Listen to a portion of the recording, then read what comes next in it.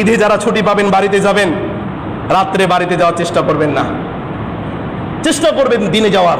একদিন যদি দেরি হয় তবুও চেষ্টা করবেন দিনে যাওয়ার, রাত্রে যেয়েন না। আপনার নিরাপত্তা আপনার বাসের ড্রাইভার সুপারভাইজার নিতে পারবে না। চুক্তিভাবে বাসের ড্রাইভার সুপারভাইজার তারাও ডাকাতির সাথে সংযুক্ত আছে।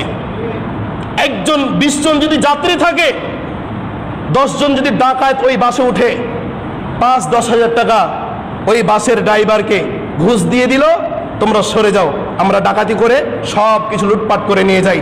বাসের ড্রাইভার কিছু বলবো? কিচ্ছু বলবে না। এই জন্য আপনাদেরকে অনুরোধ করে বলবো, বাড়িতে যাবেন সতর্কভাবে যেন, নিজের নিরাপত্তা, টাকা পয়সা, রক্তগুলোকে পানি করে করে এই জায়গাতে পড়ে আছেন।